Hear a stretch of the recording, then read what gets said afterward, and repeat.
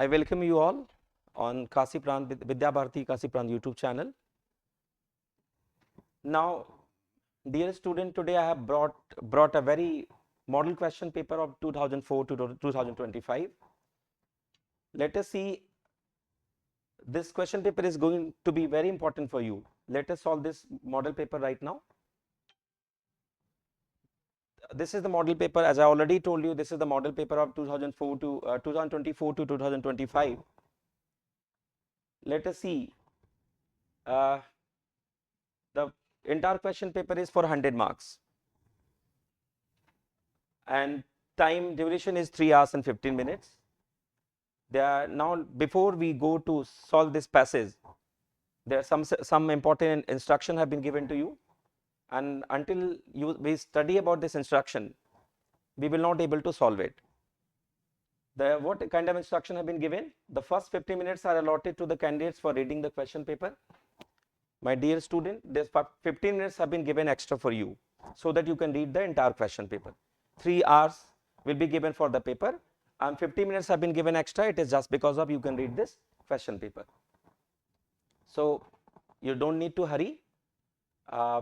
All questions are compulsory. It means whatever questions are given through the entire paper, we have to do all the questions. Marks are indicated against questions. Now we can also see marks also has been given. Marks भी indicate किया गया है.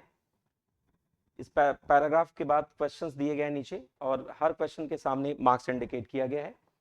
और I think for this question 3 marks. This question carry 3 marks. Same thing is happening with another question also. What is the conflict between the parents and children? This question also carry for 3 marks. अब इस passage को हमें solve करना है. Passage को solve करने से पहले हमें पूरे इंटायर पैसेज को पढ़ना पड़ेगा, रीड करना पड़ेगा. रीड करने पर इसको समझना होगा, तभी इस पैसेज को हम सॉल्व कर पाएंगे. इस पूरे पैसेज में किसके बारे में बात किया जा रहा है?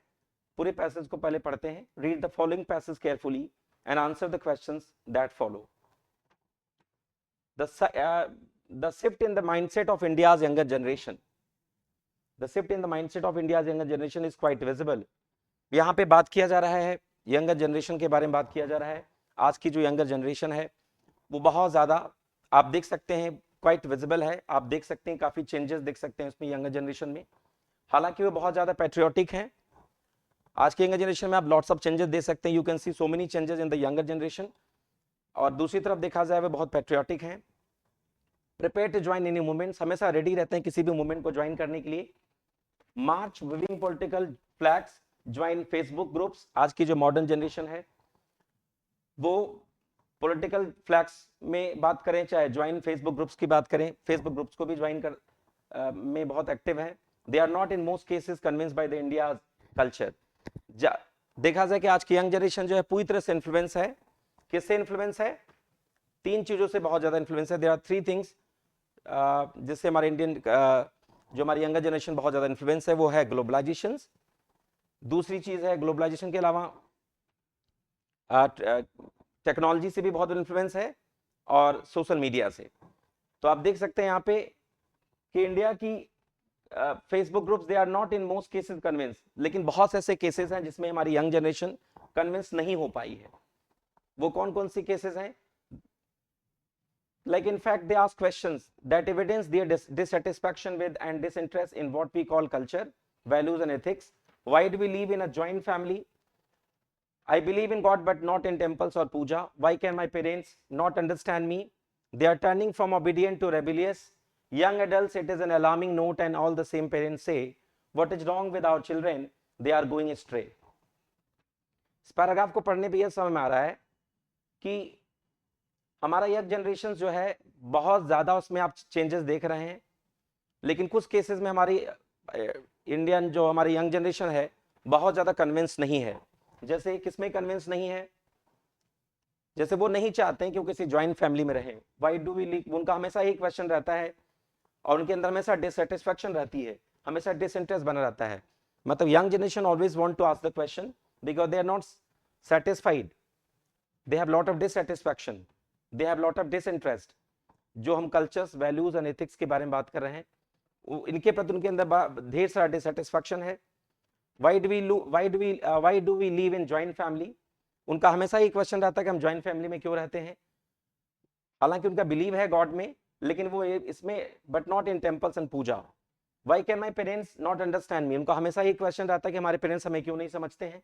They are turning from obedient. पहले तो ये यंग जनरेशन पहले ओबीडियंट हुआ करती थी, लेकिन अब बहुत ज्यादा क्या हो गई है, रेबिलियस हो चुकी है। रेबिलियस का मतलब अब वो अपने मतलब उन्हें ऐसा लगता है कि they don't want to like any kind of interference in their life. So earlier they were obedient, but now they are turning out to be rebellious. अब वो अब बहुत ज्यादा क्या हो गए, रेबिलियस हो चुके हैं। रेबिलियस का मतलब अब वो थोड़ा सा विरोध में है।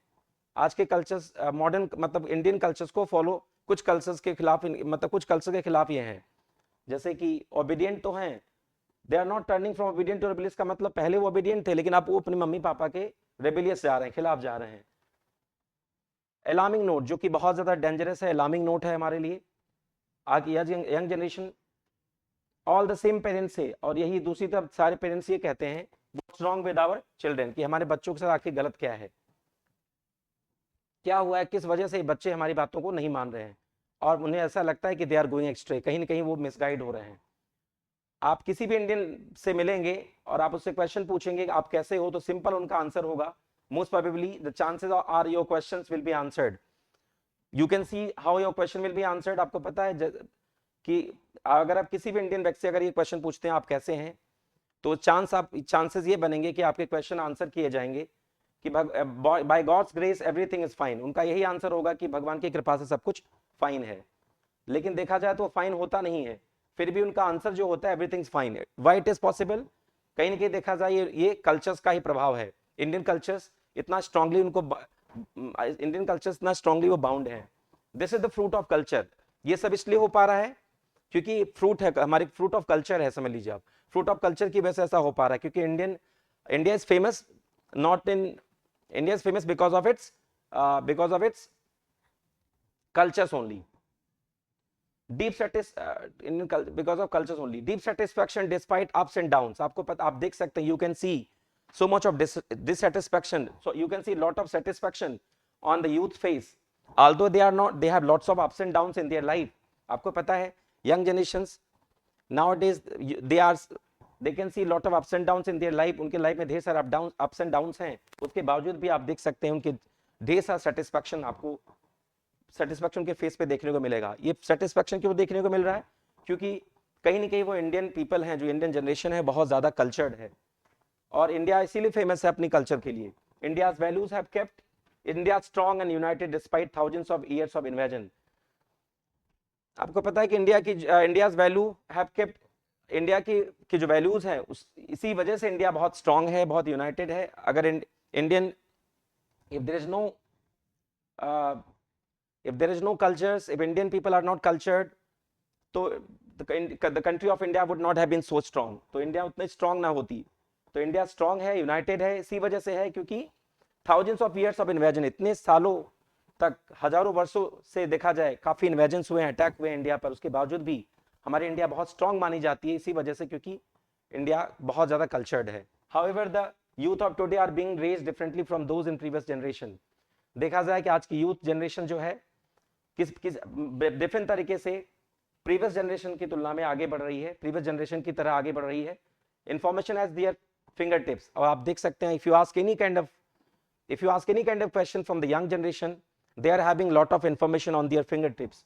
आप किसी भी यंग जनरेशन से, यंग लड़के से क्वेश्चन करेंगे तो आप ये देख सकते हैं कि उसके अंदर ढेर सारा इंफॉर्मेशन है, और सारी इंफॉर्मेशन उनके फिंगर टिप्स पर है। Give them scientific rational pragmatic reasons, उन्हें आपको क्या देना है? साइंटिफिक रैशनल प्रैग्मेटिक रीजंस देना है। Values and ethics of centuries ago are just as valid, जो वैल्यूज पहले थे, जो एथिक्स थे सेंचुरीज एगो पहले जो थे, वो आज भी उतनी ही वैलिड हैं, उतनी ही एप्लीकेबल हैं today as then. We only have to explain them differently. अभी एक काम हमें करना है, उन वैल्यूज को, पहले जो हमारे इंडिया पहले भी कल्चर की वजह से फेमस थी, आज भी अपनी इंडियन कल्चर की वजह से फेमस है। बस एक चीज हमें करना है, हमें इन बच्चों को एक डिफरेंट तरीके से क्या करना है, इस इंडियन कल्चर्स के बारे में उन्हें एक्सप्लेन करना है। I hope you understood.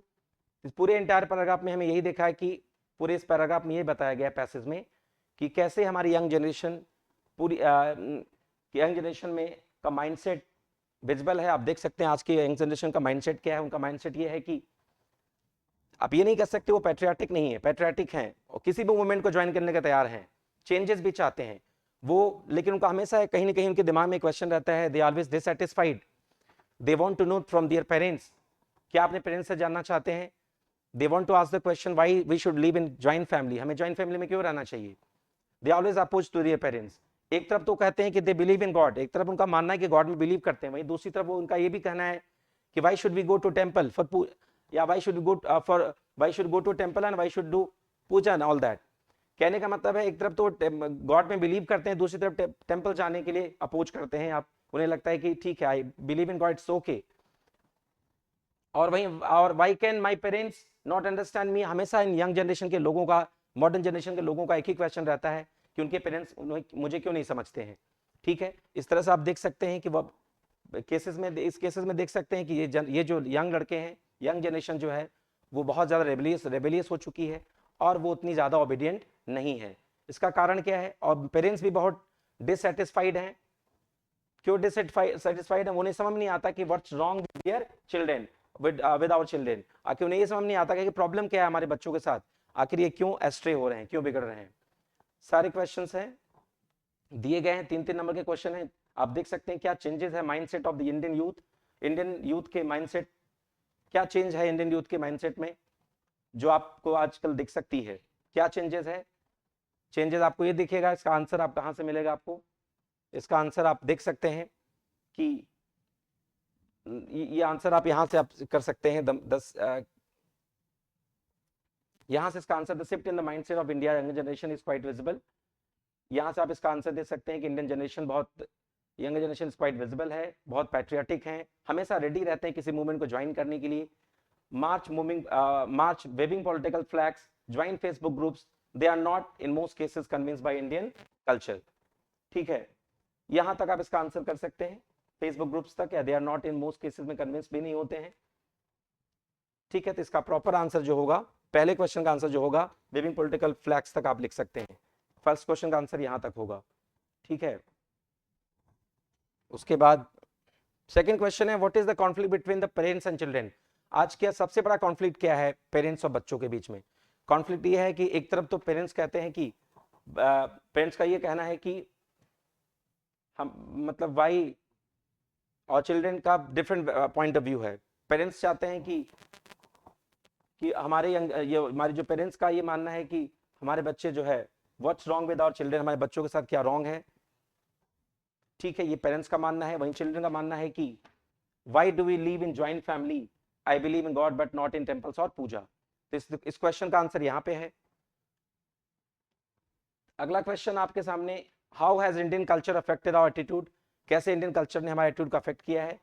What should be done to the bring the youth back to their culture roots, क्या किया जाना चाहिए जिससे कि हमारे यूथ जो है अपने कल्चर रूट्स पे आ जाए, फिर से वही रूट्स को फॉलो करने लगे। ये भी 3 मार्क्स का क्वेश्चन है, क्या किया जाना चाहिए, कैसे ला सकते हैं इंडियन कल्चर, फिर से वही चीजें कैसे लाई जा सकती हैं। ये 3 रीजन है, give them scientific, rational and pragmatic reasons. ये 3 रीजंस है, इसका आंसर आप यहां देख सकते हैं, give them scientific, rational and pragmatic reasons. ये इस क्वेश्चन का आंसर है। ठीक है, अब आप देख सकते हैं अगला क्वेश्चन पूछा गया, find a word from the passage that means agreed. एक और क्वेश्चन दिया गया है, इसी पैसेज में मीनिंग दिया गया है, जिस find a word from the passage that means agreed. इसी पैसेज से आपको एक वर्ड निकालना है जिसका मतलब किससे, जिसका मीनिंग सेम हो जो एग्री का मतलब हो। एग्रीड मतलब क्या होता है, सहमत होना। इसका आंसर हो सकता है कंसेंटेड, या क्या बोल सकते हैं, एक्नॉलेज भी कह सकते हैं। तो एग्रीड का मतलब होता है कंसेंट, सहमत होना, या एक्नॉलेज होना। ठीक है, which phrase in the passage means a warning sign. Warning sign, कौन सा ऐसा फ्रेज है पूरे पैसेज में जिसका मतलब है वार्निंग साइन। मेरे ख्याल से वार्निंग साइन, इस फ्रेज देखते हैं इस पैराग्राफ में, वार्निंग साइन एक फ्रेज है जो कि मैच कर रहा है अलार्मिंग नोट से। तो अलार्मिंग नोट इसका आंसर होगा, अलार्मिंग नोट। ठीक है, किसका आंसर होगा, ये आंसर होगा वार्निंग साइन का। Which word in the passage is opposite of illogical. ऐसा कौन सा वर्ड है पूरे पैसेज में जो इलॉजिकल का अपोजिट है। इलॉजिकल का अपोजिट क्या हो सकता है, लॉजिकल हो सकता है। तो इलॉजिकल का अपोजिट लॉजिकल हो सकता है, तो आप देख सकते हैं इलॉजिकल इस पूरे पैराग्राफ में इलॉजिकल का अपोजिट कहाँ है, रेशनल देख सकते हैं, ठीक है। रेशनल जो है इलॉजिकल का अपोजिट वर्ड है। Now let us read the section B, that is writing section. Write an article. Is how many questions have been given in section B? I think there are 2 questions have been given. I think question number 2, question number 3. In section B, question 2, question 3. 2 and 3 questions have been. And question number 2 may we can see 3 options are also given. Write an article on any one of the following topics in about 150 words. It is also important to know that the kind of article which is given to do and the word limit also has been given. You always make sure before you write this article the word limit should be 100 and between 150 words. इसमें आपका पहला topic digital India है, दूसरा topic आपका joint family system है. It is very common topic, you can write. इस पर आपको आर्टिकल लिखना है ज्वाइंट फैमिली सिस्टम पर. और फ्रीडम ऑफ एक्सप्रेशन, ये क्वेश्चन आपका 10 मार्क्स का है. अगला है write a letter to the proprietor of ABC sports Palika Bazaar New Delhi to place an order for cricket kits. ये राइटिंग सेक्शन का तीसरा क्वेश्चन है. इसमें आपको लेटर लिखना है. लेटर का फॉर्मेट आप सबको पता है, ऑलरेडी नो. लेटर के फॉर्मेट में सबसे पहले क्या लिखना है, लेटर राइटर्स का एड्रेस लिखना है. लेटर राइटर्स का एड्रेस लिखना है, लेटर राइटर्स का नेम नहीं लिखना है. तो इस लेटर को write a letter to the proprietor of ABC sports, आप देख सकते हैं कि आपको लेटर लिखना है, प्रोप्राइटर ऑफ एबीसी स्पोर्ट्स को लिखना है. इनका जो एड्रेस दिया गया है Palika Bazaar New Delhi to place an order for cricket kits. ठीक है, ये जो एड्रेस दिया गया है प्रोप्राइटर ऑफ एबीसी स्पोर्ट्स, ये आपका रिसीवर का एड्रेस दिया गया है. ये रिसीवर का एड्रेस है. ठीक है, लेटर राइटर का एड्रेस नहीं है. अगर लेटर राइटर का एड्रेस नहीं दिया गया है तो आपको अपने से ही आपको बना लेना है. XYZ आपको एड्रेस लिख देना है. नाम तो लेटर राइटर का लिखना नहीं है. सबसे पहले आपको लेटर राइटर का एड्रेस लिखना है, उसके बाद स्पेस देकर के डेट लिखना है. फिर आपको क्या करना है, फिर आपको रिसीवर, आप रैंक लिख सकते हैं. रैंक यहाँ क्या दिया गया है, प्रोप्राइटर ऑफ एबीसी स्पोर्ट्स, ये इसका रैंक है. उसके बाद ये एड्रेस हो गया न्यू दिल्ली टू प्लेस. फिर नीचे आप सबसे पहला लेटर राइटर्स का एड्रेस, स्पेस देके डेट, फिर आपका रिसीवर्स का रैंक, फिर आपका ये एड्रेस हो गया. फिर डियर सैल्यूटेशन में आप डियर सर या रेस्पेक्टेड सर स्टार्ट कर सकते हैं. ये आपका लेटर लिखने का आप सबने पढ़ा है already, you should know about it. This question carry for 10 marks. Write a letter to the editor of a national newspaper to express your views on the growing fitness craze in youth. एक और question दिया गया है, ये भी question आपका 10 marks का है. सेक्शन सी ग्रामर पे आते हैं. सेक्शन सी ग्रामर पे आप देख सकते हैं हम इसमें choose the correct option to answer the following questions. आपको करेक्ट ऑप्शन चूज करना है आंसर करने के फॉलोइंग क्वेश्चंस को. और प्रत्येक 5 क्वेश्चंस दिए गए हैं, जो हर क्वेश्चन कितने मार्क्स के हैं, 2 नंबर के हैं. ठीक. The absence of government in a country is called. आपको क्या लगता है कि अगर गवर्नमेंट किसी कंट्री में नहीं है, उसकी एब्सेंस है, अगर there is no government, if there is absence of government in country, तो आपको क्या लगता है? 4 options are given to you. Monarchy, second option is patriarchy, third option is given anarchy and fourth is given matriarchy. 4 options are given you. मतलब जहां पे जिस 4 option में आप देख सकते हैं, now you can see in these 4 options जिसमें गवर्नमेंट मिसिंग है, इसका मतलब वहां पे आपको प्रॉब्लम देखने को मिल सकती है लॉ एंड डिसऑर्डर का.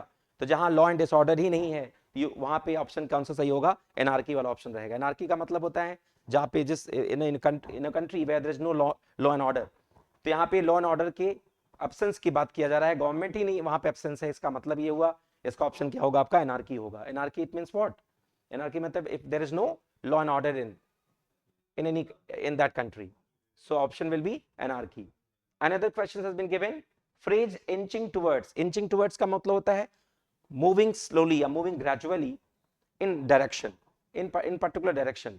ठीक है, तो आप देख सकते हैं फ्रेज इंचिंग टूवर्ड्स का मतलब क्या होता है? To have an itchy feeling. यहाँ इची फीलिंग की बात है नहीं. मेजर समथिंग, मेजरमेंट की बात हो रही नहीं, मेजरमेंट की बात हो नहीं रही है. To move slowly in a direction, as already told you, here the meaning of inching towards का मतलब होता है moving gradually in a direction. तो यहाँ पे option 3 is correct, to move slowly in a direction. This option is correct. So in section C mein, we have already solved 2 questions. In first, the 4 option is given in which the anarchy was correct. In second, we can see phrase inching towards का मतलब होता है यहाँ पे to move slowly in a direction. Now C, question number C में हम देख सकते हैं synonym of audacious. यहाँ पे audacious का क्या मतलब होता है? Do you know what does mean of audacious? यहाँ पे audacious का मतलब है बहुत ज्यादा जो ब्रेव हो, बहुत बोल्ड हो. ठीक है, ऑडेशियस का मतलब ब्रेव या बोल्ड. तो यहाँ पे आपको देखना है ऑप्शन ब्रेव या बोल्ड का दिया गया कि नहीं दिया गया है. ब्रेव या बोल्ड कह सकते हैं, और जो ब्रेव होगा, बोल्ड होगा, वो एडवेंचरस भी होगा. Options are here. डेयरिंग दिया गया, डेयरिंग मतलब जो बहुत साहसी होता है. एडवेंचरस, एडमेंट मतलब जो बहुत ही अटल हो, बहुत डिटरमाइंड हो. तो ये 3 और 4th ऑप्शंस नहीं है. इसका ऑप्शन क्या है? डेयरिंग और एडवेंचरस. तो first and second option correct है. यहाँ पे देखना है डेयरिंग भी सही है, एडवेंचरस भी सही है. तो इसमें कोई ऑप्शन दिया है जिसमें फर्स्ट और सेकंड का ऑप्शन दिया गया हो? यहाँ 4th वाले में दिया है both first and second. First second दोनों दिया गया है. तो ये आपका ऑडेशियस वाला जो आंसर है वो बोथ, पहला भी सही है, डेयरिंग भी सही है और एडवेंचरस भी सही है. ऑडेशियस का क्या मतलब होता है? बहुत डेयरिंग होना, बहुत ज्यादा एडवेंचरस होना. I hope you understand. Audacious का मैंने बताया क्या मतलब? बहुत ब्रेव या बहुत बोल्ड. ठीक है, तो ऑप्शन पहला भी सही है और दूसरा भी सही है. तो यहाँ पे दोनों ऑप्शन दिए गए हैं, first and second. Which of the following sentences is और आर करेक्ट? कौन सा फॉलोइंग क्वेश्चन है आपको लग रहा है जो करेक्ट है? ठीक है, let us see whether the questions A, B, C, D, 4 options, 4 questions have been given.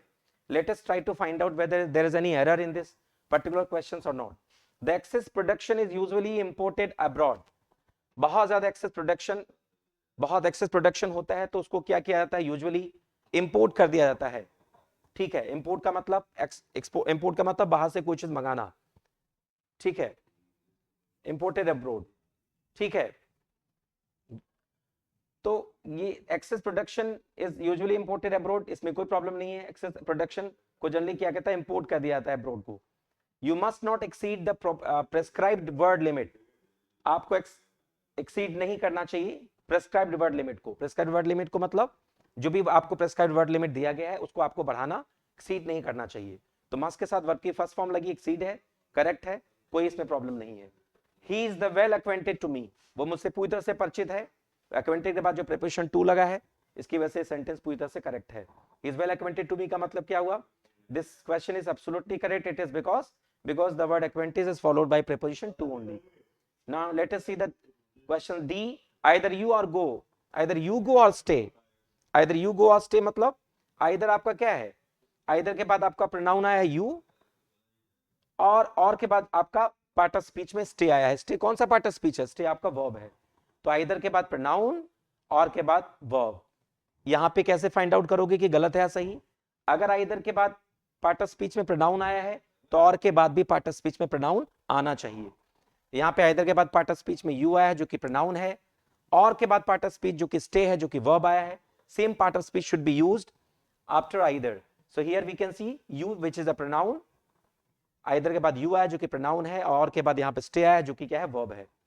ठीक है, तो यहाँ पे प्रॉब्लम है, यहाँ भी pronoun है तो यहाँ भी pronoun आना चाहिए. ठीक है, आइदर के बाद अगर यू है तो यहाँ और के बाद भी कोई pronoun यूज होना चाहिए. तो इस सेंटेंस में क्या है? गलती है. तो विच क्वेश्चन इज रॉन्ग? यहाँ पे ये नहीं है कि कौन सा गलत है, बल्कि ये दिया गया है कि हाँ which of the following sentence is correct. कौन सा करेक्ट है? करेक्ट में तो आपका ए भी है, बी है, सी, तीनों करेक्ट है. तो ए बी सी का ऑप्शन यहाँ दिया है. Only A and D, only B, only A B and C. A B and C मतलब ये तीनों क्वेश्चन क्या है? करेक्ट है. ये वाला क्वेश्चन इनकरेक्ट है. इसलिए इनकरेक्ट है क्योंकि जो आइदर के बाद जो प्रोनाउन दिया है, ठीक है, यही चीज और के बाद भी प्रोनाउन होना चाहिए. ठीक, अब एंटोनिम ऑफ सेक्रेट, सैक्रेड दिया गया है. सैक्रेड का मतलब होता है पवित्र, पायस कह लीजिए आप. पायस यहाँ है, ये तो इसके मीनिंग सिनोनिम्स हो गई. पायस एक और सिनोनिम, प्योर भी कह सकते हैं सिनोनिम में, और क्लीन भी कह सकते हैं. हमें यहाँ जानना क्या है? एंटोनिम जाना है. एंटोनिम का मतलब इसका अपोजिट मीनिंग जानना है. सैक्रेड की मीनिंग तो पायस होती है, सैक्रेड की मीनिंग प्योर भी होती है, सैक्रेड की मीनिंग क्लीन भी होती है. ठीक है ना, लेकिन प्रोफेन एक वर्ड दिया गया है, ये ए ऑप्शन बन गया, जिसको आप क्या कर सकते हैं? ये ऑप्शन क्या है? गलत दिया गया है. कहने का मतलब सेक्रेड जो कि आपकी क्या है, सिनोनिम है पायस, प्योर, अनक्लीन का, और सेक्रेड का जो एंटेनिम है वो क्या है, प्रोफेन है। तो प्रोफेन क्या हो सकता है, इसका करेक्ट आंसर है। Change any one of the, now let us read the question number 5. Change any one of the following in indirect speech. And आपने indirect speech के क्वेश्चन तो पढ़े होंगे। इसमें 2 क्वेश्चन दिया गया है, देखते हैं। I said don't waste your time. मैंने कहा कि अपना टाइम वेस्ट मत करो। टाइम वेस्ट मत करो मतलब ये आपका जो सेंटेंस है ये इंपरेटिव का दिया गया है। इंपरेटिव का रूल्स आपको पता है, अगर इधर डोंट या डोंट से स्टार्ट हुआ है चूंकि नेगेटिव इंपरेटिव है, अगर अफर्मेटिव इंपरेटिव होता तो यहाँ टू से कनेक्ट होता, नेगेटिव है तो नॉट टू से कनेक्ट होगा। जैसे आप डोंट देखिए, इसको तुरंत चेंज करिए नॉट टू में। यहाँ सेड है चूंकि इंपरेटिव टाइप ऑफ सेंटेंस की बात करते हैं।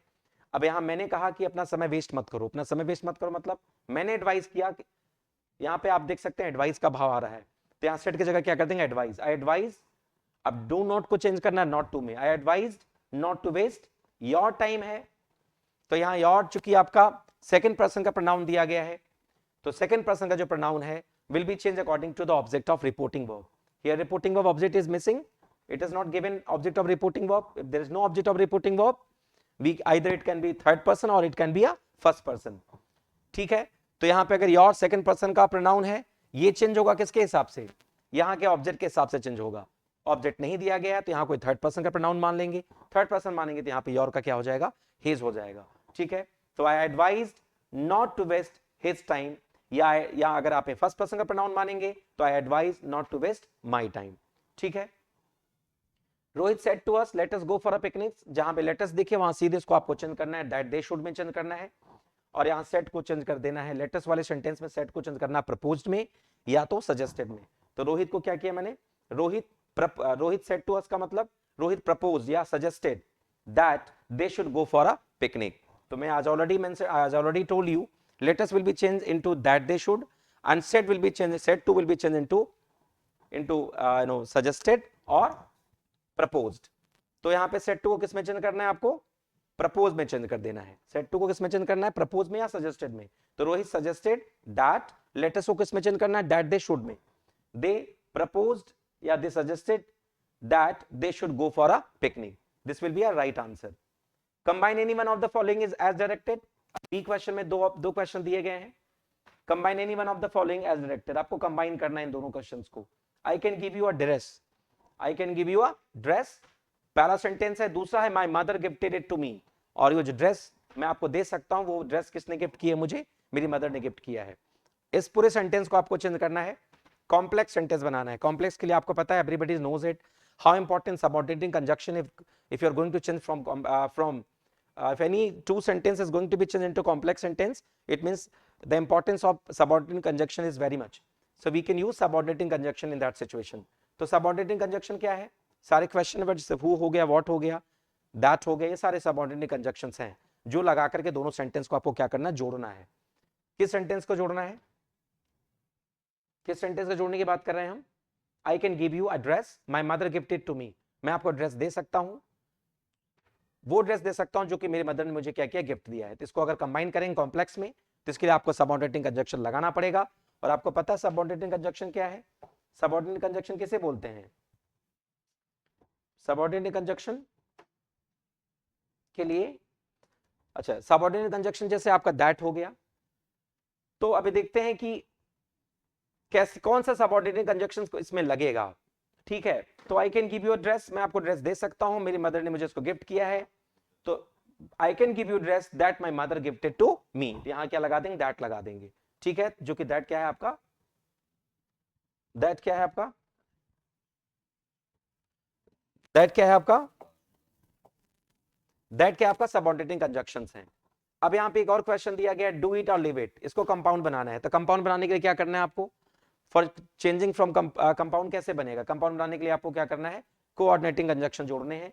तो डू इट मतलब इसको करिए या इसको छोड़ दीजिए, तो डू इट लीव इट दो सेंटेंस दिया है, इसको आपको कंपाउंड बनाना है, तो यहाँ डू इट के बाद आपको क्या लगा देना, और लगा देना है, जो कि सबऑर्डिनेटिंग कंजक्शन है। डू इट और लीव इट कर देंगे तो आपका सेंटेंस क्या हो जाएगा, कंपाउंड सेंटेंस में चेंज हो जाएगा। I hope you can understand। I have already done these two questions. Now let us talk about this question was from the syntax. The first one was to be changed into complex sentence, and second was to be changed into compound sentence. Now let us read the third question. Transform any one of the following as directed. आपको transform करना है, any one को transform करना है, दोनों को करके देखते हैं. He has saved my life, passive में आपको चेंज करना है. आपको पता है पैसिव कैसे चेंज होता है. पैसिव में चेंज करने के लिए क्या करना पड़ेगा. He has saved my life का मतलब यहाँ पे ही आपका क्या है, सब्जेक्ट है, हैज आपका हेल्पिंग वर्ब है, सेव्ड आपका वर्ब है, और माई लाइफ क्या आपका ऑब्जेक्ट है. और आपको पता है पैसिव वॉइस में how important object is for you, है ना. तो नाउ ये जो माई लाइफ जो कि ऑब्जेक्ट है, ही जो कि सब्जेक्ट है, अभी माई लाइफ को पहले ऑब्जेक्ट, इस ऑब्जेक्ट को क्या करना है, सब्जेक्ट बनाना है, क्योंकि पैसिव वॉइस में ऑब्जेक्ट को प्रेफरेंस दिया जाता है. तो माई लाइफ को पहले लिखा आपने, हैज को आपने हैज बीन बना दिया, वर्ब आपकी सेव है जो कि सेव्ड है, जो कि थर्ड फॉर्म ऑलरेडी दिया गया है. पूरी पैसिव वॉइस में हम थर्ड फॉर्म वर्ब की थर्ड फॉर्म को यूज करते हैं. So in this sentence object will be written first and which one is object, my life. After my life के बाद हम क्या करेंगे, हैज बीन लिख देंगे, my life has been saved. उसके बाद हमेशा प्रीपोजिशन बाई लगता है किसी भी पैसिव वॉइस में. बाई के बाद आपको क्या करना है, ही जो कि ऑब्जेक्ट की जगह पे ले जाना है, ही को क्या बनाना है, आपको हिम बनाना है. ठीक है. कैसे सॉल्व होगा, कैसे सॉल्व होगा ये सॉल्व होगा, पहले मैंने बता दिया my life has been saved by he को जब ऑब्जेक्ट बनाओगे तो ही का ऑब्जेक्ट क्या हो जाएगा, हिम हो जाएगा. तो my life has been saved by him. This is the most effective remedy for this disease. Comparative degree में चेंज करना है आपको. कंपैरेटिव डिग्री के लिए आपको क्या करना पड़ता है, मोस्ट आपका सुपरलेटिव डिग्री है, जब आप इसको कंपैरेटिव बनाना होगा मोस्ट को क्या करना पड़ेगा, मोर करना पड़ेगा. ठीक है, ये कंपैरेटिव डिग्री बन जाएगी. This is the most effective remedy for this disease. बहुत बेहतरीन, बहुत इफेक्टिव ये ट्रीटमेंट है इस डिजीज के लिए. ये जो ट्रीटमेंट है बहुत ज्यादा इफेक्टिव है, मतलब इससे ज्यादा इफेक्टिव कोई रेमेडी, इससे ज्यादा कोई ट्रीटमेंट नहीं हो, इससे ज्यादा इफेक्टिव कोई ट्रीटमेंट नहीं हो सकती है. तो इसका आपको कंपैरेटिव बनाना है, तो आप मोस्ट को सबसे पहले मोर बनाइए. तो this is the more effective, this is more effective than any other remedy for this disease. ठीक है, तो ये आपका कंपैरेटिव डिग्री हो जाएगा, क्योंकि मोर इफेक्टिव के बाद आपको मोर के बाद क्या लगाना, देन लगाना है, क्योंकि कंपैरेटिव डिग्री में आपको पता है मोर के बाद क्या लगता है, देन लगता है. तो this is more effective than any other remedy for this disease. ये इसका आपका करेक्ट कंपैरेटिव डिग्री में चेंज हो गया. Correct any one of the following sentences, आपको करेक्ट करना है. ये क्वेश्चन दिया है, you are senior than me. Sir you are senior than me. ठीक है, you are senior than me को अगर आपको इसको चेंज करना हो तो क्या करना पड़ेगा, आपको पता है कि सीनियर जो वर्ड है, सीनियर के बाद ये जो देन लगा है वो देन नहीं लगेगा. ठीक है, सीनियर के बाद क्या लगेगा, कौन सा प्रीपोजिशन लगेगा, ये देन ना लग करके इसके बदले क्या लगेगा, इसके बदले टू यूज करेंगे. ठीक है, तो इसका करेक्ट क्या होगा, you are senior to me. अब यहाँ पे कैटल्स के बारे में बताया गया है, कैटल्स आर ग्रेजिंग. आपको पता है, ये आपको ये फाइंड आउट करना है कि सेंटेंस करेक्ट है या इनकरेक्ट है. आपको बता दें कैटल्स वर्ड होता ही नहीं है. कैटल्स का जो प्लूरल क्या होता है, कैटल का जो प्लूरल है वो कैटल होता है. कैटल्स का प्लूरल कैटल होता है, मतलब कैटल्स वर्ड नहीं होता है, कैटल ऑलरेडी प्लूरल है. तो जब प्लूरल है तो इसके साथ में जो वर्ब लगेगी वो भी क्या लगेगी, प्लूरल ही लगेगी. तो कैटल के साथ क्या होगा, आर लगेगा. ठीक है, अब यहाँ पे एक वर्ड दिया गया है, क्या वर्ड दिया गया है, ग्रेजिंग दिया गया है, ग्रेजिंग दिया गया है. ठीक है, तो कैटल आर ग्रेजिंग ये करेक्ट सेंटेंस है, क्योंकि कैटल्स वर्ड नहीं होता है. जैसे पीपल है, पीपल को आप प्लूरल पीपल्स नहीं बोल सकते आप. ठीक है ना, तो जैसे पुलिस है, पुलिस का प्लूरल पुलिसेस नहीं बोल सकते आप. तो कहने का मतलब कैटल्स होता नहीं, कैटल्स का प्लूरल होता है. तो यहाँ पे कैटल्स लिख दिया गया जो कि इनकरेक्ट है. वर्ब तो आपकी सही लगी है, लेकिन कैटल जो कि प्लूरल होता नहीं, कैटल होता है, तो ये आपका करेक्ट सेंटेंस हो जाएगा. ठीक है, क्लियर हो गया. अब आप बात करते हैं, अब हम बात करते हैं अब इस क्वेश्चन की. Use any one of the following pairs of words. कुछ पेयर ऑफ वर्ड दिए गए हैं आपको ओन सेंटेंसेस में, इन योर ओन सेंटेंसेस में, to make the difference in their meanings clear. आपको इस इन पेयर वर्ड को यूज करना है ओन सेंटेंस में, ताकि एक क्या हो सके, एक मीनिंगफुल सेंटेंस बन पाए. डिफरेंशिएट करना है कि इस मेल और इस मेल का वर्ड में आपको ये भी मेल आपको सेंटेंस में यूज करना है, ये भी मेल वर्ड यूज करना है, और ये डिफरेंस दिखाना है कि दोनों में क्या डिफरेंस है. ये मेल तो आपको पता है, इस मेल का क्या मतलब है, इस मेल का क्या मतलब है पता है आपको, डू यू नो, इस मेल का मतलब क्या हो सकता है. इस मेल का क्या मतलब है? इस मेल का मतलब है लेटर्स। इस मेल का मतलब क्या है? लेटर्स। और ये मेल तो आपको पता है मेल और फीमेल के यूज करते हैं, मेल पुरुष के लिए, फीमेल और महिला के लिए। तो मेल मतलब होता है लेटर्स या लेटर्स होता है। ठीक, जैसे इसका अगर एग्जाम्पल हमें यूज करना हो मेल का, तो वो एग्जाम्पल क्या हो सकता है? जैसे मैंने कहा कि I did not receive any mail. ठीक है, मैंने कोई मेल रिसीव नहीं किया, मेल यहां पे है। ठीक है, मैंने कोई मेल रिसीव नहीं किया। इसका मतलब मेल का मतलब यहां क्या है? लेटर से मतलब है। क्लियर हो गया? यहां पे टीम एक वर्ड दिया गया है, टीम का मतलब, और इस टीम में क्या फर्क है? इस टीम का मतलब होता है, पता है दो फ्रेंड्स? इस टीम का मतलब जो है ना, वो ये है to be, sorry to be, अच्छा सॉरी, वो चला, वो तो आपने नोट कर लिया होगा, देख लिया होगा। अब इस टीम के बारे में बात करते हैं हम। इस टीम में क्या है? इस टीम के का जो मतलब है वो ये है to be filled, to be filled. ठीक है, to be with, to be filled with, ये इसका मतलब है।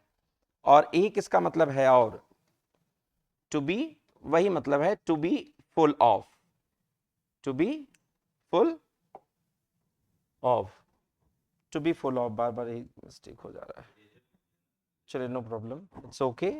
Now let us see once more, and this is we are talking about team and team na, so this one is to be full of, ठीक, and it also has another meaning to be filled with। so now ये आपका team का मतलब to be full of भी होता है, to be filled with भी होता है, लेकिन ध्यान रखिए फुल के साथ प्रिपोजिशन कौन सा हमने फॉलो किया? ऑफ। लेकिन जैसे आपने filled वर्ड यूज किया, आपने प्रिपोजिशन कौन सी यूज कर दिया? with लगा दिया। ठीक है, तो आपको यूज कर सकते हैं टीम, जैसे बोला जाए every garden, every garden is filled with, every garden is filled with, किससे filled है भैया? वाइल्ड लाइफ से, वाइल्ड लाइफ। ठीक, every garden is filled with wild life. तो यहां पे हमने मेल के बारे में बताया, MAIL, मेल का मतलब बता ही दिया आपको। मेल का मतलब होता है letters, I did not receive any mail, और मेल का मतलब होता है, ठीक है, जैसे मेल का एग्जांपल भी आप बोल सकते हैं देयर इज, देयर आर कह सकते हैं, there are many male students in the class. There are many male students in the class का मतलब बहुत सारे मेल स्टूडेंट हैं क्लास में, तो यहां मेल का भी एग्जांपल आपका हो गया। आई होप ये वाला चीज, कोई क्वेश्चन आपको समझ में आ गया? Let's read next question, this is translation, I think it's very important, आपको भी इसको देखना है। ट्रांसलेशन क्या दिया गया है? उन दिनों स्वामी विवेकानंद अमेरिका में एक महिला के यहाँ ठहरे हुए थे। पहला तो सेंटेंस ये है, यहाँ पे एक महिला के यहाँ ठहरे हुए थे, ठीक। अब एक महिला के यहाँ ठहरे हुए थे, तो आपको ये देखना है कि इसमें ये जो लाइन है, जहां वह अपना भोजन खुद बनाया करते थे, खुद बनाया करते थे, खुद बनाते थे, ठीक है। स्वामी विवेकानंद के बारे में बोल रहे, तो इसका ट्रांसलेशन कैसे होगा? एक महिला के ठहरे हुए थे मतलब स्वामी विवेकानंद वॉज स्टेइंग। अब इसका ट्रांसलेशन कर देते हैं आपको। उन दिनों मतलब दोज डेज स्वामी विवेकानंद ठहरे हुए थे, was staying with a women in America. America में मतलब इन अमेरिका। तो उन दिनों के लिए इंग्लिश क्या लिख रहे हैं आप? उन दिनों के लिए क्या लिख रहे हैं आप? Those days. क्या लिख रहे हैं? दोज डेज, ठीक है। दोज डेज स्वामी विवेकानंद, ठहरना मतलब क्या होता है? स्टे। अब चूंकि ठहरे हुए थे तो क्या कर देंगे? स्टेइंग कर देंगे। तो those days Swami Vivekananda was staying with a woman in America. ठीक है, जहां जहां मतलब यहां जहां के लिए कौन सा वर्ड यूज करेंगे? वेयर। जहां वो अपना भोजन खुद बनाते थे, खुद बनाते थे मतलब खुद बनाया करते थे, तो बनाते थे के लिए आपको कौन सा वर्ड यूज करना है हमेशा? Use to. Use to word use करना है, बनाया करते थे, पास के हैबिट के लिए। जब वो अमेरिका में थे तो खाना बनाया करते थे, तो इसका जो क्या ट्रांसलेशन होगा? He used to cook his own food. ये इसका ट्रांसलेशन हो गया, used to cook his own food. वह खुद का भोजन बनाया करते थे। ठीक है, यहां तक समझ में आ गया? अब यहां पे एक दिन वह भोजन करने जा रहे, अब वह एक दिन भोजन करने जा रहे थे, मतलब ही वॉज गोइंग। जा रहे थे मतलब क्या हो जाएगा? He was going. ठीक है, भोजन करने को क्या बोल सकते हैं? To have food. To have food, he was going to have food. एक दिन को क्या बोलेंगे? आप सबको पता ही है, one day. He was going to have food one day. ठीक है, कि कुछ भूखे बच्चे पास आकर खड़े हो गए। कुछ भूखे बच्चे पास आकर खड़े हो गए मतलब कुछ भूखे बच्चे, तो यहां कुछ भूखे बच्चों क्या बोलते हैं? क्या बोल सकते हैं? आप कह सकते हैं सम हंग्री चिल्ड्रेन। सम हंग्री चिल्ड्रेन। सम हंग्री चिल्ड्रेन हो गए, पास आकर खड़े हो गए, मतलब सम हंग्री चिल्ड्रेन केम। ठीक है, आ जाते हैं। And and stood near by, खड़े हो गए मतलब स्टूड, यहां खड़े वर्ड दिया है ना पे, स्टूड। पास को क्या बोलते हैं इंग्लिश में? यहां पास वर्ड जो है इसका मतलब होता है नियर बाई। Near by. ठीक है, खड़े होना सबको पता है, स्टूड। स्टैंड का सेकंड फॉर्म क्या होता है? ये स्टैंड है, इसका सेकंड फॉर्म क्या हो जाएगा? स्टूड हो जाएगा। ठीक है, यहां स्टूड वर्ड यूज करना है। तो कुछ भूखे बच्चे मतलब some hungry children came and stood near by. ठीक, इरेज कर दे रहे हैं। नेक्स्ट, अब देख रहे हैं कि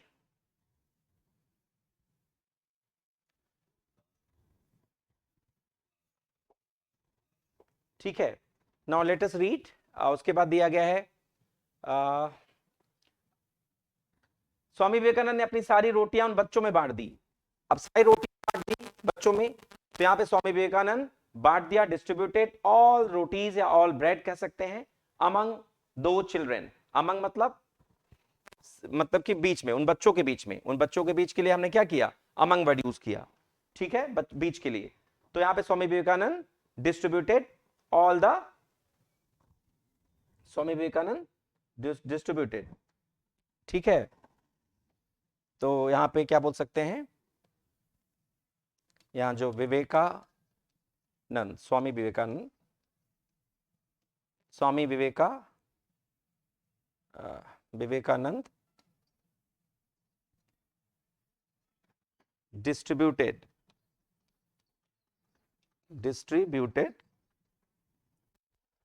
ऑल द रोटीज भी लिख सकते हैं, रोटीज, या क्या लिख सकते हैं? ब्रेड भी कह सकते हैं। ठीक है, ऑल द ब्रेड। ब्रेड का ब्रेड्स हो नहीं सकता, पता है। ठीक है, ऑल द ब्रेड हो नहीं सकता, ब्रेड की जगह क्या कर सकते हैं?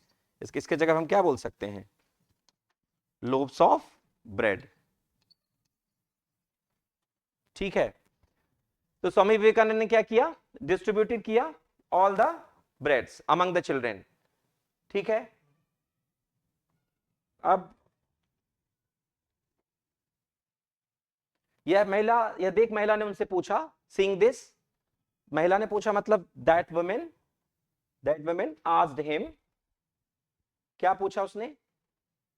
आपने सारी पूछा, आपने सारी रोटियां बच्चों को दे दी, आपने सारी रोटियां बच्चों को दे दी, इसका मतलब you have given all the rotis to the children. अब आप क्या खाएंगे? अब आप क्या खाएंगे? कैसे बनेगा ये? अब आप क्या खाएंगे? इसका जो बनेगा वो कैसे बनेगा? What will you eat now? What will you eat now, अब आप क्या खाएंगे। ठीक है, ये ऐसे हो गया।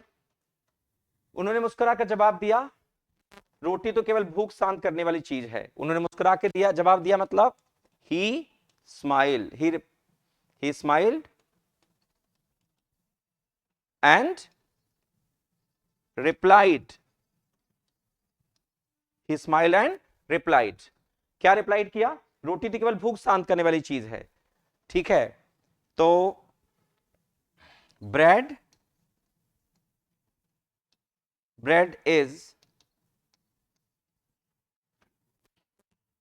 is only thing, यहां पे थिंग लिखना था, that only thing, bread is the only thing that quenches our hunger। यहां पे quenches का मतलब क्या होता है, भूख मिटाना। तो यहां मेरे मतलब कि यहां पे दिया है रोटी केवल भूख शांत करने वाली चीज है, मतलब bread is only thing that quenches our hunger. या मेरे पेट में नहीं तो उनके पेट में सही, मतलब this is not in my stomach then it is in their stomach. देने का आनंद पाने का आनंद से बढ़कर है। ये ट्रांसलेशन कैसे होगा, देने का आनंद पाने से बढ़कर है, किसको कैसे करेंगे, Joy of giving, Joy of giving is more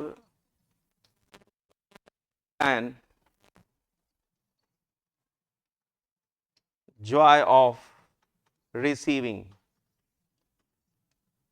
ठीक है, joy of receiving। आपको क्या लग रहा है, joy of giving is more than joy of receiving। ठीक है, ये इसका आंसर होगा। ये आपका ट्रांसलेशन कितने मार्क्स का था, ये ट्रांसलेशन आपका कितने मार्क्स का था, आई थिंक ये ट्रांसलेशन आपका 5 मार्क्स का था। अब आंसर द, अगला क्वेश्चन नंबर 7 है, answer the following question in about 40 words. 40 word में इस क्वेश्चन का आपको आंसर करना है। क्वेश्चन क्या है, लिटरेचर का सेक्शन है। What are the inhabitants of Seemapuri, आपको पता है अगर आपने चैप्टर पढ़ा, सीमापुरी के जो में रहने वाले लोग थे वो कौन थे। ठीक है, और what do they do for their survival, और वहां के सीमापुरी में रहने वाले लोग जो थे अपने सर्वाइवल के लिए क्या करते थे। ठीक है, क्या करते थे आपको पता है, यहाँ पे चूंकि the children who are living in the Seemapuri they are totally based on the rag picking. वो किस पर बेस्ड ऑन थे, किस पर, they are totally dependent on the rag picking. वो रैक पिकर्स थे और रैक पिकिंग पर पूरी तरह से निर्भर थे। उनका सर्वाइवल कैसे होता था, रैक पिकिंग से। ठीक है, who was Rajkumar Shukla, what did he do to bring Gandhi ji to Champaran. यहाँ पे राजकुमार शुक्ला कौन थे और उन्होंने क्या किया गांधी जी को चंपारण लाने के लिए, दूसरा क्वेश्चन है। ठीक है, ये आपका क्वेश्चन नंबर 7 में 4 नंबर का क्वेश्चन है। वर्ड लिमिट आपको 40 रखनी है, सिर्फ 4 मार्क्स का क्वेश्चन है। 2 ऑप्शन दिए गए हैं, you have to choose one of them, either you can do this question or this question can be done, this one can be done। 2 options are given, this one and that one, and it is up to you whether you prefer this question or this one। Why did Mr. Hamill blame parents and himself for not paying proper attention to the study of French। यहाँ पे अगला question है mister हैमिल का। Mister हैमिल क्यों blame करते हैं parents को और खुद को क्यों ब्लेम करते हैं कि अगर उन्हें प्रॉपर अटेंशन दिया होता तो फ्रेंच सीख गए होते। क्यों ऐसा बोलते हैं ये हैमिल, ऐसा उन्होंने ऐसा क्यों बोला कि parents are themselves responsible for it, I myself responsible for it, if I have not been able to learn French language, it means the people of France who are living in that localities they are themselves responsible for it. अगर उन्होंने French नहीं सीख पाए, अगर मैं French नहीं सीख पाया, यहाँ पे मैं किसके लिए वर्ड यूज कर रहा हूं, मैं मिस्टर हैमिल के।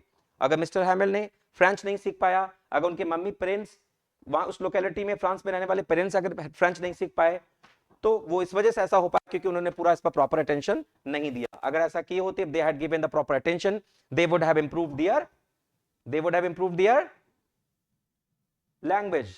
And what was the language that was supposed to be learn, this was the language of French. Now let us see the next question, why was Gemini Studio a popular place for poets. ये जेमिनी स्टूडियो क्यों popular place था poets के लिए। I think this question has been taken from the poems। ठीक है, so ये हो गया आपका। अगला question, answer any of the, question number 8, answer any of the following in about 80 words. आपको 80 वर्ड्स में इस क्वेश्चन का आंसर देना है and question carry for 7 marks. All we have to fear is fear itself. Justify, इस statement को आपको justify करना है on the basis of the lesson deep water. ये question, this question has been taken from deep water and you must have read already this chapter, there is no doubt about it. Let us talk about the question number B. Sophie was the creator of her own disappointment। Sophie के बारे में बात किया जा रहा है। Sophie कौन थी, सोफी को क्या लगता है, वो खुद ऐसी लड़की थी अगर वो डिसअपॉइंटेड थी तो she was herself responsible for it. If Sophie was disappointed with her life, it was because of she herself was responsible. जैसे मैंने बताया कि सोफी खुद क्रिएटर थी अपनी ओन डिसअपॉइंटमेंट की. अगर वो निराश थी तो उसकी वजह खुद थी कि ओवर इमेजिनेशन, वो बहुत ज्यादा इमेजिन करती थी. That was the reason she was very much disappointed. She was not happy, she was not satisfied with the kind of life she was leading. Do you agree? Give reasons. अगर आप, if you really agree with this answer, you have to give the reason for it. आपको reason इसके लिए देना है. Read the following extract carefully and answer the question that follow. अब आपको इस extract को carefully पढ़ना है और question करना है और इसमें 3 questions have been given. Each question carry for 2 marks. ठीक है, let us see. 3 questions are given here.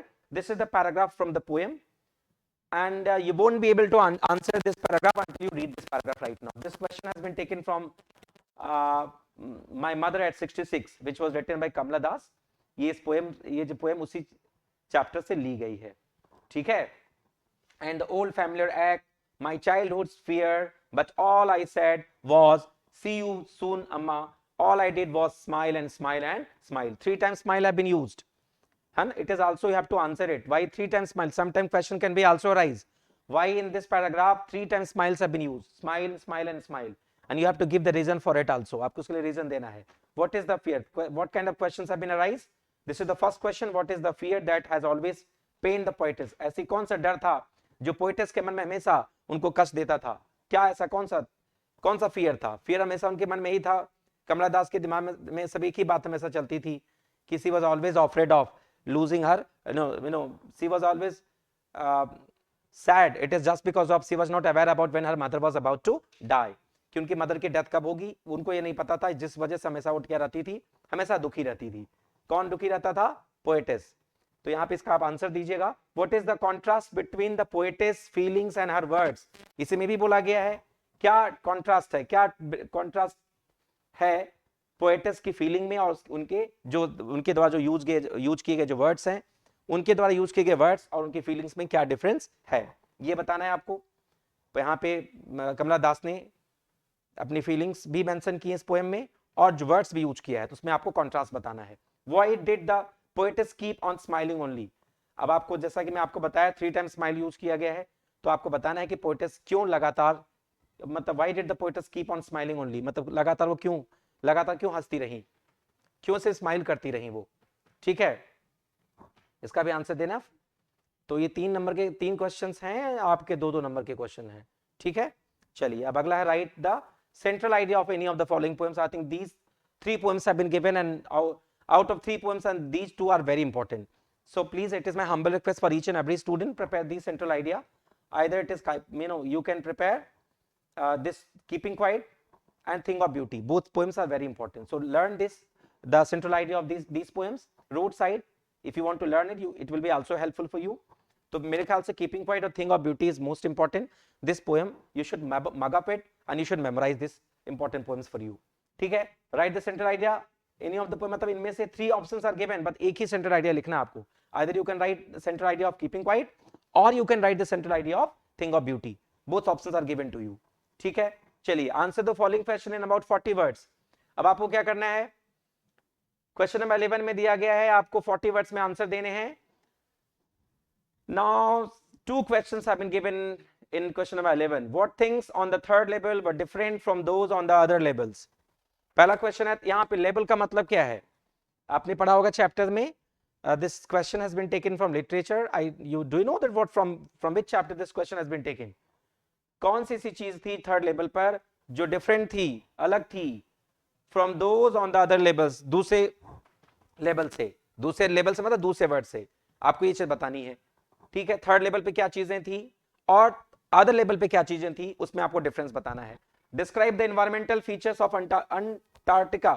इसके आपको एनवायरमेंटल फीचर्स के बारे में बताना है अंटार्कटिका के, ये भी आप डिस्क्राइब करना है आपको. ठीक है, तो ऑप्शंस चूंकि आपके पास हैं, 2 ऑप्शंस है. in any of the options, any of the question can be done. ठीक है, why did the Maharaja decide to suffer? अगला क्वेश्चन है बी में, why did the Maharaja decide to suffer the huge loss instead? अब यहाँ पे महाराजा ने decide किया कि doesn't matter what kind of losses he has to face, but he will not let anyone to kill the 100th tiger in his own kingdom. लेकिन उन्होंने decide कर लिया भैया कि 100वां टाइगर अगर कोई मारेगा तो सिर्फ कौन मारेगा, महाराजा ही मारेंगे। There was a prediction against the maharaja, एक प्रेडिक्शन किया गया था कि your death has been already decided, you will be killed by a 100 tiger, आपको जो 100वां टाइगर है वो उसकी वजह से आपकी डेथ होगी। तो महाराजा ने ये डिसाइड किया कि nobody can kill the tiger except me, मैं ही टाइगर को किल करूंगा। तो यहाँ पे महाराजा ने क्या डिसाइड किया, why did the Maharaja decide, ऐसा महाराजा ने क्यों डिसाइड किया कि हमें बड़े लॉस हो जाएं, सफर ह्यूज लॉस, कि वो बड़े, doesn't matter what kind of losses he has to face, लेकिन वो सफर करने को तैयार थे। लेकिन ये नहीं चाहते थे, इंस्टेड ऑफ मतलब बजाय अलाउिंग ब्रिटिश ऑफिसर, वो नहीं चाहते थे कि कोई ब्रिटिश रूल ऑफिसर्स आए और आ करके क्या करे, किसी टाइगर को हंट करे, क्योंकि जैसा कि एस्ट्रोलॉजर ने बोला था कि आपको 100 टाइगर मारना है और until you kill the 100 tiger your life you will be always in danger। ठीक है, तो यहाँ पे महाराजा ने डिसाइड किया कि 100वां टाइगर भी अगर मारेंगे तो मैं ही मारूंगा, इसलिए उन्होंने किसी भी ब्रिटिश ऑफिसर्स को अलाउ नहीं किया। बड़े उन्हें बहुत बड़ी लॉस का सामना करना पड़ा, लेकिन किसी को उन्होंने 100 टाइगर मारने नहीं दिया, अपने किंगडम में किसी को भी टाइगर को हंट नहीं करने दिया। हाउ वाज बामा inspired by her Elder brother, बामा कैसे इंस्पायर्ड थी अपने बड़े भाई से। ठीक है, ये क्वेश्चन भी आपको आंसर करना है, दो ऑप्शन है, एक आपको सॉल्व करना है इसमें। क्वेश्चन नंबर 4 जो है, answer any one of the following questions in about 80 words. आपको क्या करना है, कोई एक 3 क्वेश्चन दिए गए, कोई एक आपको फॉलो करना है, एक आपको सॉल्व करना है। पहला question, let us read the first question. What brings Derry closer to mister Lamb. यहाँ पे डेयरी के बारे में आपको सबको पता है, डेयरी कौन है भैया, मिस्टर लैम कौन है, मिस्टर लैम, ठीक है, और डेयरी ये आपको पता है। While reading this chapter there was a conversation between mister Lamb and Derry. ठीक है, Derry was always feeling what kind of dairy, if you can see the change in the life of dairy, it is just because of only Mr. Lamb। ठीक है, अगर आपके dairy के life में changes आया तो किसकी वजह से चेंजेस आया, मिस्टर लैम की वजह से आया। if Mr. Lamb had not given him, had not motivated him to dairy, so dairy would have never improved himself। he was always he does not want to meet with any people, वो किसी से मिलना नहीं चाहता था। कौन नहीं मिलना चाहता था, किसके बारे में बात कर रहे हैं हम, whom we are talking about right now, we are talking about dairy. Dairy जो है ना, he does not want to meet anyone, किसी से मिलना नहीं चाहता था, लेकिन मिस्टर लैम जो थे, he convinced him a lot, he gave him a lot of motivation and finally he changed his life। Dairy यहां तक even he does not obey to his parents also, वो अपने पेरेंट्स के भी ओबे नहीं करता था। क्यों, क्योंकि मिस्टर लैम ने बहुत ज्यादा इनको इंस्पिरेशन दी थी। यहाँ पे ओबे ना करने का मतलब नेगेटिव सेंस में नहीं है। डेयरी जो था, यहां तक अपनी मम्मी पापा की बात भी नहीं माना, लास्ट में जाके किससे मिला, मिस्टर लैम से मिला। Why he decided to meet Mr. Lamb? Because he knew that Mr. Lamb is the only person who can change my life। earlier Daddy was not satisfied, Daddy was not happy at all because उसको ऐसा मतलब on one side of his face was totally burned।